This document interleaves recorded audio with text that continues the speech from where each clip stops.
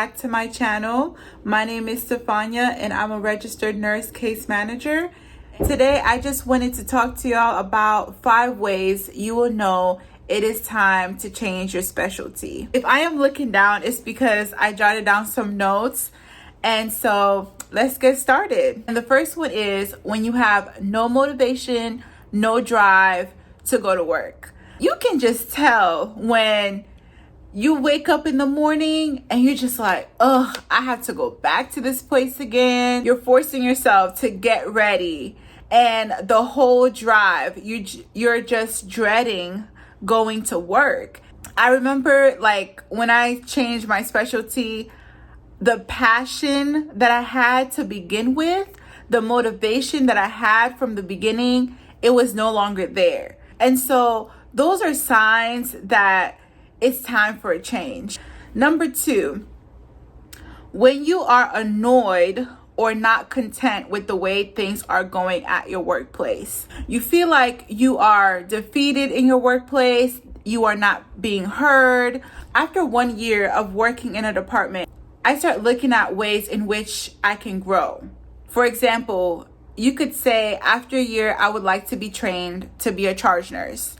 Now, if you see that vision for yourself, you work hard towards that, and you go to your manager and you express that to your manager.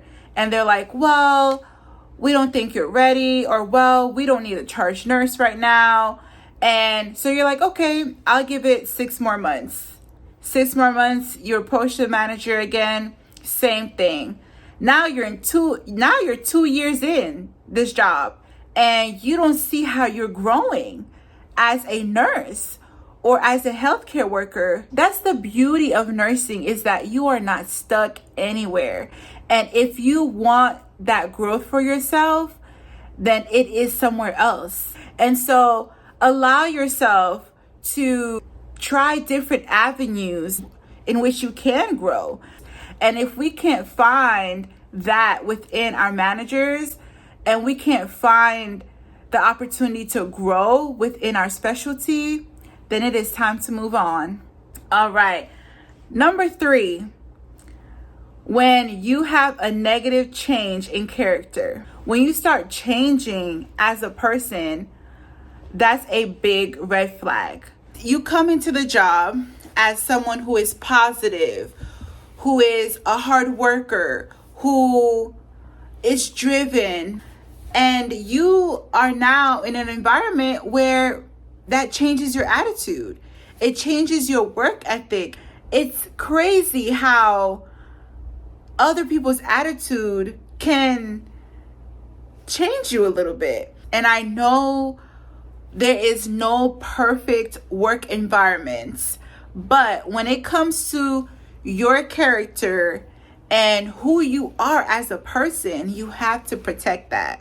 And I can tell y'all, there has been some jobs I've been in, and it's only by God's grace that I clocked in every morning because there are toxic environments that you just can't stay in. And if you've ever experienced that, drop it down in the comment section. Let's proceed. The 4th point I have is when you start doing the bare minimum. You have a careless drive. So now y'all heard this term before.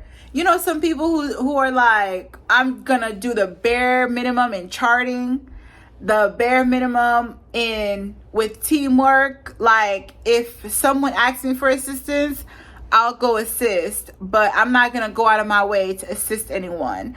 That careless effort, like, okay, once my job is done, I'm gonna sit down. I ain't gonna do nothing else because my part is done.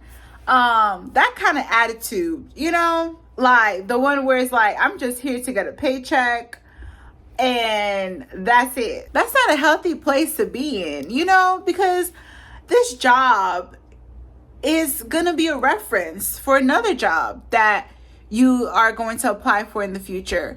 So it's important to have a good rapport in each job that you work in. You want to show through your work that you love what you do, that these people's lives mean something, your job means something to you.